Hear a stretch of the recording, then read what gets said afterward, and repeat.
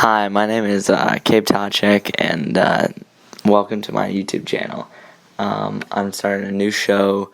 It's going to be called Cabe and Friends. We're just going to talk sports, the NFL mostly, some college football, especially some next week when it's coming back. I know I have 800 subscribers right now, so right now I have to do this pre-recorded, but once I hit 1,000 subscribers, I can do this live, which I think would be a lot better. But yeah, let's just get right to it. So first on the agenda, I have my not my record predictions, but my division winners. And start off with the AFC. In the AFC East, I have the Bills come in first, Dolphins come in second, Patriots in third, and in last, with Zach Wilson at the helm. I think he'll do well, but I don't think he's going to lead that Jets team. They need time to rebuild coming fourth. Next, the NFC North, the AFC North, and that would be the Cleveland Browns coming first. Might be a little biased, but I mean we're the real deal. Baker Mayfield. It went off. I mean, he led the Browns to the playoffs for the first time since 2002. Like, come on. And Myles Garrett, that defense is scary. Jadeveon Clowney, OBJ is back. Jarvis Landry, he's coming back. Hollywood Higgins, Nick Chubb, and Kareem Hunt in the backfield. We're so scary. I'm so excited for this season. So I think we're winning that division for the first time in a long-ass time. Then the Ravens come in second, Steelers in third, and then the Bengals. I think that it shows that Jamar Chase was not the right pick, and him missing last year or skipping last year is going to put a huge impact on them, and not picking Penei Sewell because their O-line is awful. And then for y'all guys' division, or most of y'all, the AFC South, I have the Tennessee Titans coming in first. Then the William Cook's Indianapolis Colts come in second. The Jacksonville Jaguars coming in third, and the Houston Texans coming in dead last with like 1 or 2 wins. And then the AFC West, I have the Kansas City Chiefs coming in first. Chargers with Justin Herbert at the helm coming in second. Man, they're going to make a run. I'm super excited to see that team. They're going to be deadly. Austin Eckler is going to go off. Keenan Allen. They don't have Hunter Henry anymore. I'm not sure who their starting tight end is, but I mean, learning under Hunter Henry is going to really boost her, whoever that is. I can't think of him at the top of my head. But then the Broncos, they're going to shock some people. People think that Drew Lock, who's not starting, who should be, and Teddy Bridgewater, who is starting, who is also good, and he led the Saints to 5 wins when Drew Brees was out 2 years ago. I think both quarterbacks are really good. I think they should have given it to Drew Lock, but Teddy's fine. He's a beast. He's proven talent. I mean, you saw what he did in New Orleans, and you saw what he did in Minnesota before he got hurt. And they're going to shock some people. They're not going to make it to the playoffs because the AFC is super strong, but they're just going to miss out. They're going to be like that 8th seed that just misses out. Them and the Pats. And then finally coming in last, the Oakland Raiders, but for the AFC West. And then my playoff predictions, or my seeding, I have the Buffalo Bills in first place, getting that bye, and then the Cleveland Browns getting the 2nd seed. A little biased, but I do think that the Browns will win Week 1 against the Chiefs, and they'll have the head-to-head win, and they'll have the same record, and they'll win that tiebreaker, obviously. And then the Chiefs 3rd, and then the Titans 4th. I know you guys are Titans fans. I'm a Titans fan as well, because obviously I live here. But that the AFC is just so strong. And if the Titans can get rolling, I think we can make a serious Super Bowl run. I think those top 4 teams easily could make a Super Bowl run. The Bills, I could see winning the Super Bowl easy. The Browns were Super Bowl contenders. I don't think we're there for winning, but we're Super Bowl contenders. Chiefs, I mean, they went to back-to-back Super Bowls, and they have the best quarterback in the NFL right now. And then Titans, best running back in the league by far. And you got a future Hall of Famer wearing number 2, and A.J. Brown, a future All-Pro, wearing number 11. So it's going to be a fun season. We just got to improve that defense a little bit, but we're going to make a run. And then going to the 5th seed, the Indianapolis Colts, I think they're going to do really, really well this year. Titans are just going to be better, and so the Colts get the first wildcard spot. Then the Ravens, you got to give it to them. I don't like Lamar at all. I hate the Ravens to death. But Lamar won the MVP. They got their receiving core better. J.K. Dobbins is out for the season, which sucks for him and sucks for them. But Gus Edwards has shown that he can ball, and that defense, those corners are really, really, really good, and that defense is just solid. Like, the Baltimore defense has always been solid their entire existence. And then grabbing that final wild card spot in the AFC is the Los Angeles Chargers. Justin Herbert's going to light it up. I could see them making a deep playoff run if they can get lucky in the playoffs, and just if Justin Herbert just picks his receivers right. Austin Eckler catches some balls out of that backfield, and that defense steps up. Absolutely, I could absolutely see the Chargers making a run, and that should be the San Diego Chargers. But unfortunately, they moved to LA, which is, in my opinion, I mean, financially, I don't know. I just think it's dumb that they're in LA. They should be in San Diego. But anyways, moving on to the NFC. So the NFC East, I have the Washington football team, or the Washington Redskins, or whatever you want to call them, coming in first. Ryan Fitzmagic, he's going to lead them to the playoffs. And if he gets hurt, they have playoff magic. Taylor Heineke, who almost beat the Super Bowl champs in the playoffs, lost, but it was a close game. It was a good game. And then the Cowboys come in second. Zeke isn't gonna have the greatest year, I don't think, but Dak, he's gonna play really well. But their NFC least is still the NFC least this year. And then the Eagles, here's my bold prediction. I think they start off super bad, and then Gardner Minshew, who they just traded for, which I'll talk about later, is going to step in, and he's going to take that starting job and steal a couple games that they shouldn't. They still won't make the playoffs, but he's just going to be the starter for the future, and they stole him for a conditional 6th-round pick, which will probably turn into a 5th. And then the Giants coming in dead last. They're just not that good, honestly. Daniel Jones when his contract's up, he's gone. They're drafting another quarterback. They may even draft a quarterback next year. Kadarius Toney, I don't think he's going to be that good. He doesn't fit in that system. Kenny Galladay, line's bad. Daniel Jones is bad. Yeah. And then Saquon is coming off an injury. Saquon's the only good player on that team. And then the NFC North, the Green Bay Packers will win that division wholeheartedly. Definitely. The last dance is going to happen. They brought back Randall Cobb. There's rumors about Clay Matthews. I don't think that's going to happen, but there's rumors. Aaron Rodgers' last time as a Packer. Devontae Adams' last time as a Packer. A.J. Dillon in the backfield. Aaron Jones in the backfield. They're just going to they're gonna play really well. They might win 14, 15 games. And then coming in second, the Bears. Justin Fields is going to start half the games this season. Andy Dalton's going to start off the season. And then they're going to throw in Justin Fields, who I saw play last night at Nissan Stadium, where the Titans lost against the Bears.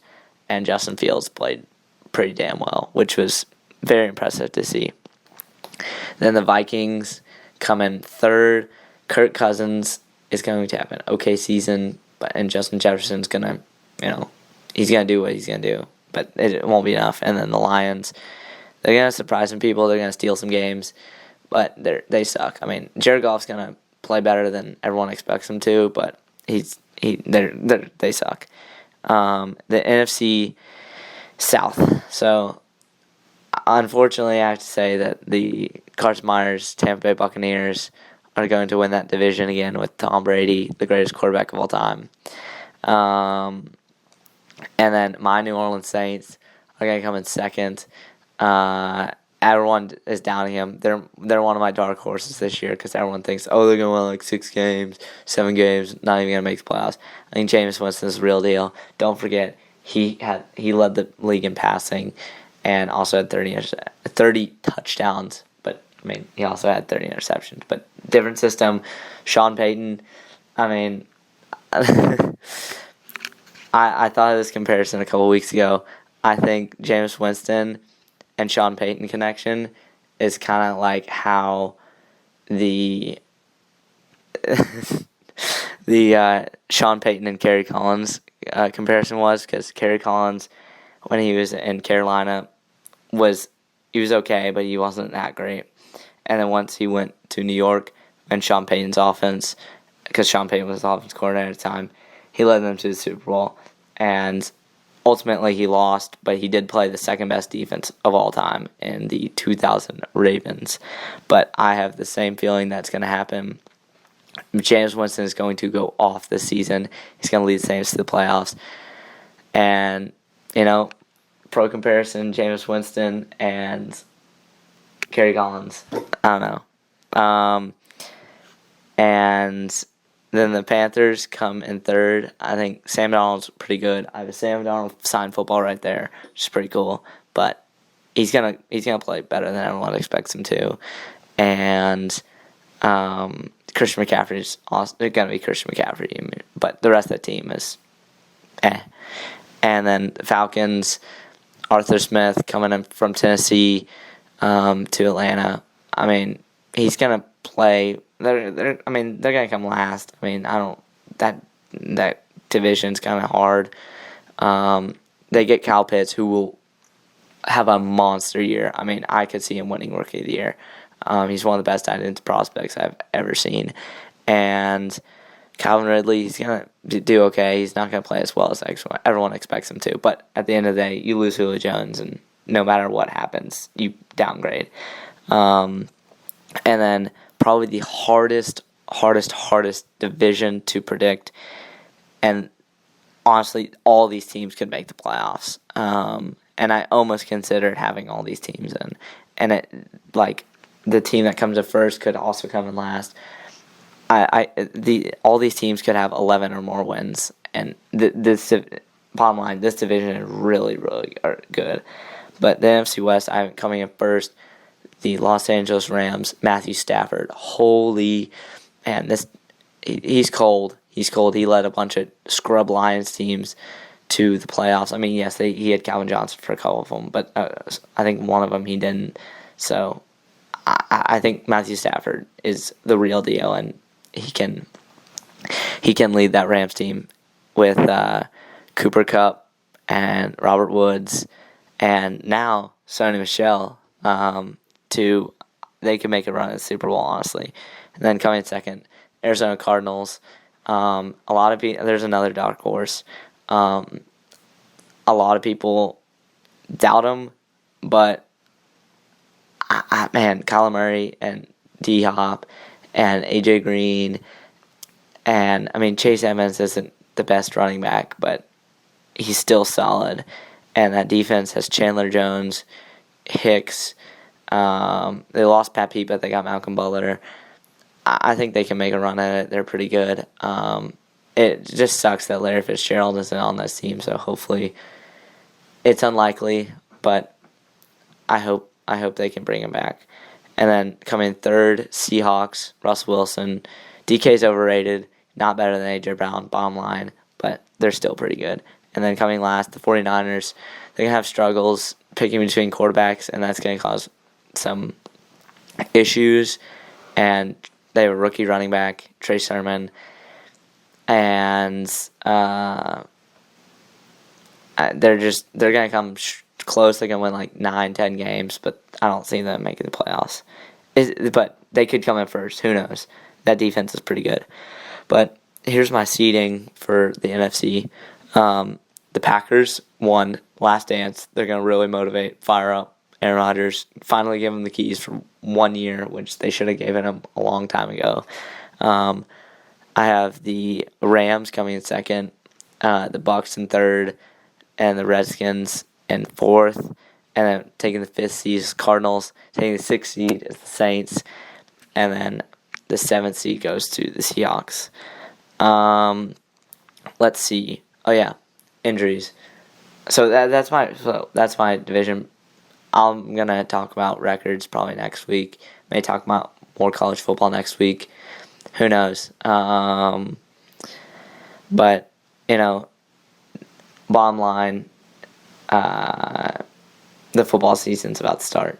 But moving on to the next segment, injuries. There's 3 main injuries that I want to talk about. And that's J.K. Dobbins, who got hurt yesterday. Very unfortunate. I mean, it just sucks. Like, your starter gets hurt, tears his ACL in the preseason. It happens every year. It happened to Edelman a couple years ago against the Lions. It always happens. It sucks. But Gus said we're just gonna pick up the carry. And then Travis Etienne. First of all, they shouldn't have picked him in the first place. He's good, but they have James Robinson, and it was just kind of a waste of a first-round pick. I mean, they picked him because he's Trevor Lawrence's teammate, but, I wouldn't have picked him. Picked him 25th overall. You got, Bateman. You could have got a lot of other guys. A lot of other guys were on the board. Lyman, Liam Eichenberg, who went to my dad's high school, St. Ignatius, in Cleveland. There's a lot of guys on the board. Should have taken Etienne. But, I hope he gets better soon. Hope he bounces back next year. And Jacksonville has 2,000-yard rushers. But the final injury, which happened before the preseason even started, Cam Akers, I think it was something with his foot. I don't remember. It was too long ago. But this is going to tie into my next segment. He got hurt, but they replaced him with a guy who had very, very, very similar stats. And that would be Sony Michel, or similar play style, which would be Sony Michel, who they traded from the Patriots to the Rams in exchange for a 5th and a 4th. A 5th and a 6th, which is a conditional 4th-round pick. It will become a 4th-round pick. It will be. And I think that's a very, very good move for the Rams because they're replacing Cam Akers. And even though it might be a rental, it's still going to be a very, very good move. And he's going to be like RB1 by the end of the season. And they may even keep him and ship off Cam Akers, which I don't think they should do that. There's going to be an issue at the end of the season to decide which running back they want to keep. But so I would, on the Rams part, they basically give up a 4th-round pick for a very good running back, their future starter, essentially. And I would give them like an A-. Really good. And on the Patriots side, you get a 4th-round pick for some guy that you're going to probably cut. He had 450 yards last season on 80 carries and 1 touchdown, which, it's not great, but he played really well in the past. He literally scored 6 out of 7 touchdowns in the playoff run where they beat the Rams in the Super Bowl, his team now, which is pretty damn impressive. And I think he had the only touchdown in the game, which, if the no call was called, Saints would have won the Super Bowl, and Tony Michel would have never scored that Super Bowl touchdown. But that's another stupid argument on another day. But the only downside is they picked him in the first round a couple years ago over Nick Chubb, which at the time it was a good pick because Nick Chubb was coming off like awful knee surgeries and awful knee injuries. So it was a good pick at the time, but look at Nick Chubb, look at Sony Michel now. But he put in the load. He got them a Super Bowl ring. So I wouldn't say they hate him too bad. But I'd give him an A- or a B+. Let's see. Gardner Minshew, next trade. I mean, come on. Like, Trevor Lawrence looked good today, I'll be honest. In the first half, he was 11 for 12 for like 120 yards and 2 touchdowns. He looked really good today. But don't trade away your backup quarterback who was started 9 games last season. He got hurt, and Jake Luton came in, who went to Oregon State, and replaced him for some games. But, I mean, Gardner Minshew, he's Uncle Rico from Napoleon Dynamite. I mean, he was a 6th-round pick out of Washington State, committed to Alabama, went to East Carolina, same college as Chris Johnson. But, I mean, he's a proven starter, and they just kind of just threw him away for a 6th-round pick, which is conditional and probably will be a 5th-round pick. And I think he'll be the Eagles starter by the end of the year. I think Jalen Hurts won't be proven, and Joe Flacco's Joe Flacco. I mean, he won a Super Bowl, but he's kind of washed, just kind of like Nick Foles. Good career, just not good right now. So Gardner's gonna help the Eagles later. And finally, Shaun Wade from the Ravens to the Patriots. I added this one in because, one, he played at Ohio State and was supposed to be a 1st-round pick, and then decided to stay another year, and then got toasted by Devontae Smith like 4 or 5 times in the national championship game in the first half, might I add. And he just got burned, and they lost. And he fell all because of that game, and he just didn't have a good enough season.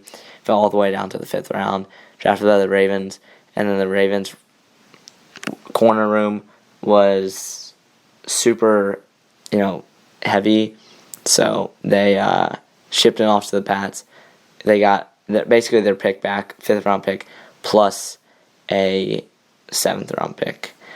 Let's see. Oh, yeah. So moving on to the next segment. This one I put a lot of time into. The divisions. I spent some time researching, and then I did some time researching this. So I made a list of some surprise cuts because the cut deadline is on Tuesday. The final preseason game just wrapped up. Browns beat the Falcons 19-10. And it's unfortunate, but some guys might have just played their last football game ever, and it's sad, but it's just the reality of it. But these guys I have on this list are proven. Well, I wouldn't say proven, but they're either busts, or they're either washed, or they're just not in the right system, and they just need to find a new home.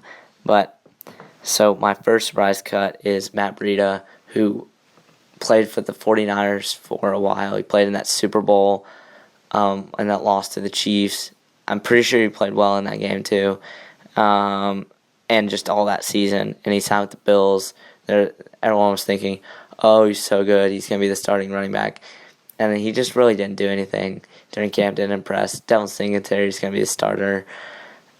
Yeah, he just didn't impress, and I think the Bills are just going to move on from him. Next is, a lot of you guys know him more than the other guys on this list. Jared Stidham played at Baylor and then transferred during all the Art Briles mess, transferred to Auburn, and he played solid there, and then he got drafted in the 4th round by the Patriots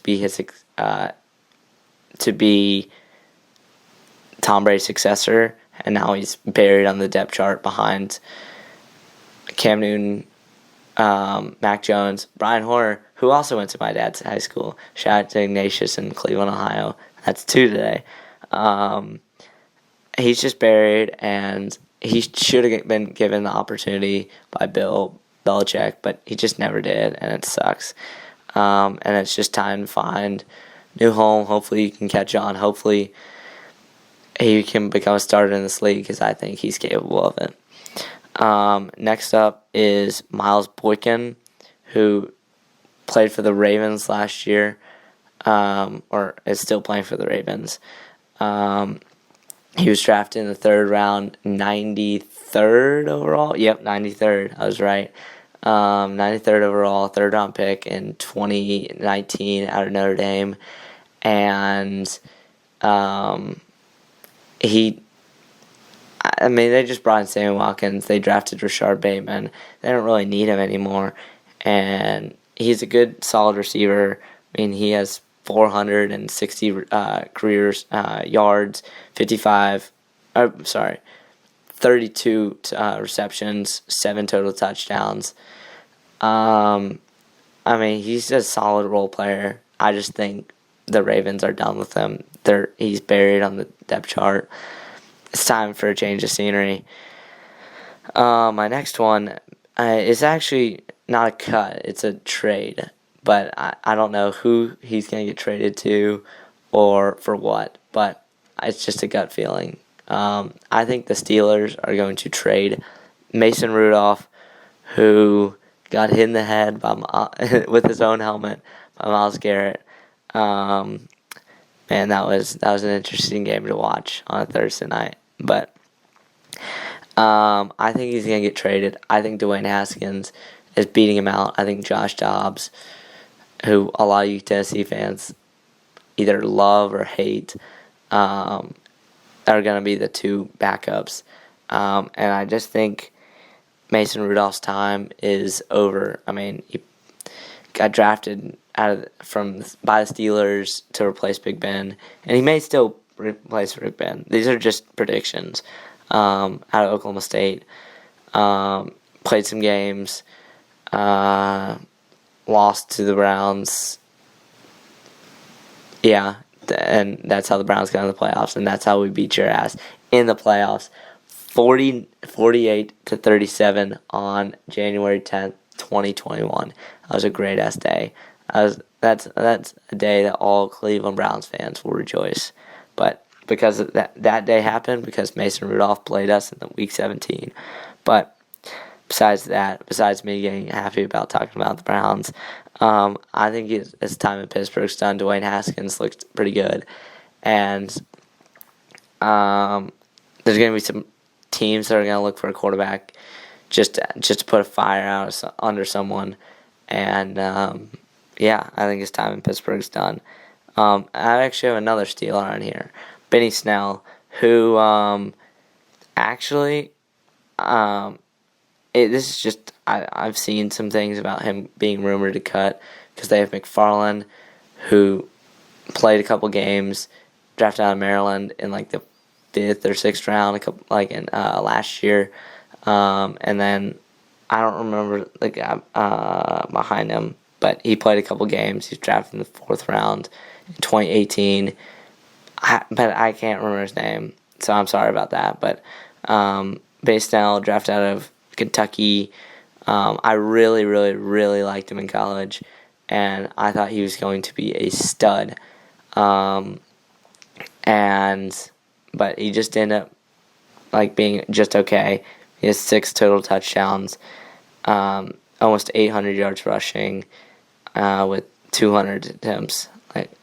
Just okay stats. And the Steelers drafted Najee Harris, and I think his time is just done in Pittsburgh. But he does have the coolest mouth guard in the league. I gotta give him that.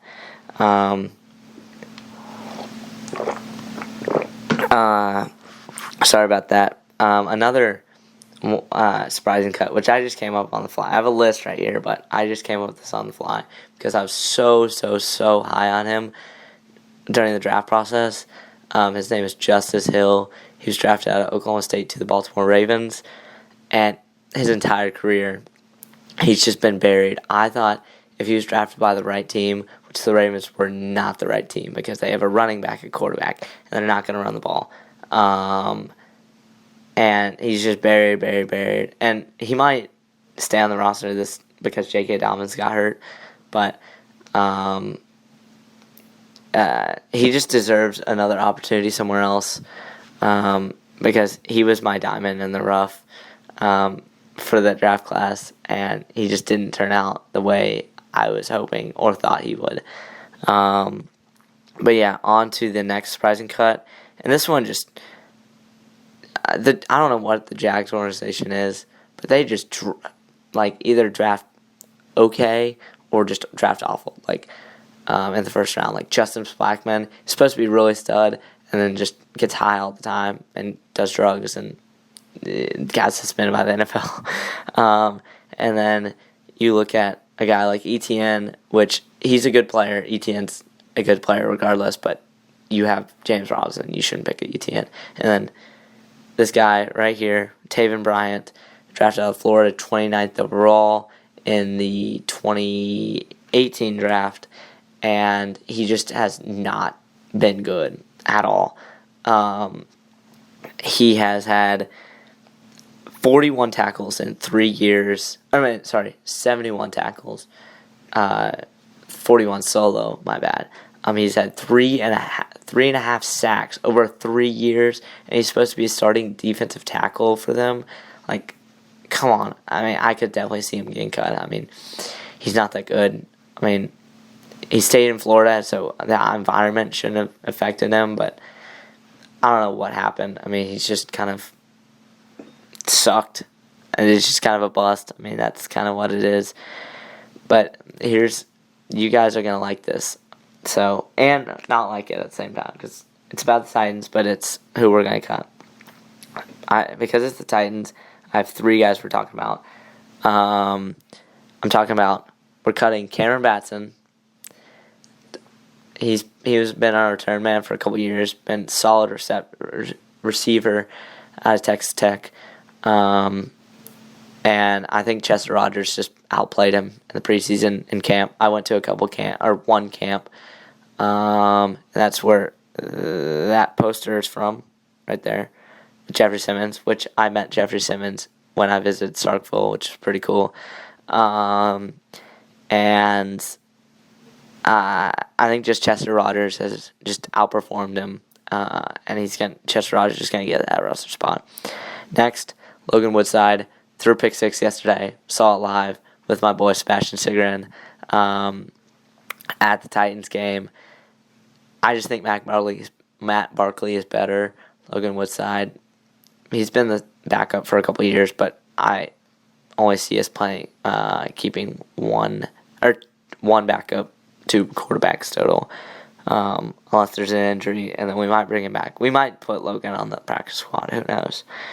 And then finally, Jeremy McNichols. He's going on the practice squad. I don't think we're cutting him. We're cutting him, but I don't think we're getting rid of him unless someone else picks him up.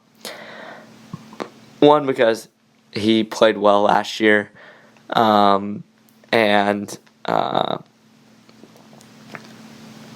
I just think he knows the system, and we're gonna try to keep him around, but we're gonna only keep 3 running backs: Derrick Henry, obviously, Darrington Evans, and then Mikael Sargent. I know everyone just calls him Sargent, the undrafted rookie out of Iowa.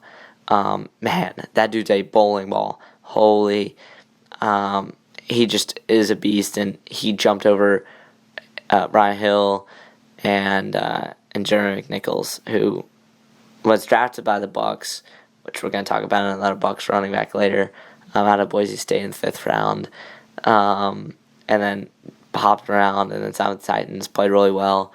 I think he's going to stick with the Titans. If there's an injury, we might keep him, and we might keep 4 running backs, which is unlikely, but anything can happen. And then on to Nikki and Arthur's team, the Eagles, and I think some of y'all know who I'm going to talk about, and that's JJ Arcega-Whiteside. This dude is absolute ass cheeks. He is so bad.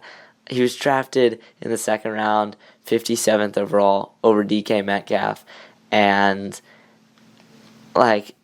he played at Stanford, and you saw DK's combine. How can you pick this scrub over DK? I don't understand it. But total, he's had 14 total receptions and 1 touchdown and 254 total yards. And he had 4 receptions for 85 yards, 0 touchdowns last year. Like, this dude is awful.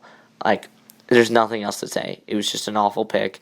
Howie Roseman's an idiot, and it's stupid. I'm not even an Eagles fan, and that just pisses me off because I don't like the Seahawks, and they should have got DK Metcalf. But moving on, this is a guy that all y'all guys find familiar. This name will be familiar to you because he's a local legend. He went to Pearl Cone, which, tough loss on Friday night, but we'll bounce back against Macaulay. Absolutely, 1,000%. But this man went to Pearl, went to Vandy, got drafted by the Bucks. I think you know who I'm talking about, and that's Keyshawn Vaughn. He's just kind of, it's not really his fault. I mean, he's played okay, won a Super Bowl ring. I mean, not many guys can tell you they have a Super Bowl ring. But he's just buried. I mean, they signed Giovanni Bernard. They signed Leonard Fournette last year. Ron Jones Jr. He's 4th on the depth chart. I love him. Drafted in the 2nd round. I hope he catches on with a team that I don't hate. But I love Keyshawn, and I think wherever he goes, he's going to be balling out, being the 2nd running back on that team. But it just sucks, but he got a Super Bowl ring out of it. So, yeah. And then finally, another familiar name, Robert Gandichi, who was part of that really insane Ole Miss recruiting class. It was DK, Gandichi, Treadwell, and I don't think A.J. Brown was part of that class. I think it's the class after, but man, they definitely paid all of them a lot of money.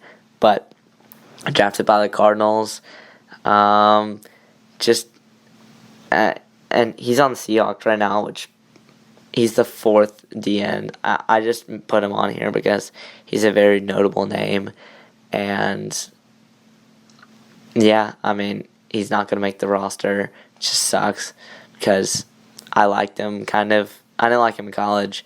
I've already gotten Ole Miss, but I didn't like Ole Miss at the time. Yeah, it's just a noble name that is going to get cut and it's going to be on a free agent market. He may never play another down again, and maybe he gets signed by a contender and makes a game-winning tackle in the Super Bowl. Well, time will tell. So, that is it. I'm wrapping up the first show of Cabe and Friends, which is just Cabe right now in my room with a bunch of sports stuff in here. But it was a hell of a lot of fun to do this, and it was a hell of a lot of fun preparing for this, and I'm just very excited for you guys to check it out. Signing off, Cabe Tachek. I'll see you guys later. Go Browns, go Saints. Praying for the guys. Praying for everyone in New Orleans for Hurricane Irma. I know some people down there, so we're praying for y'all. Peace out, y'all.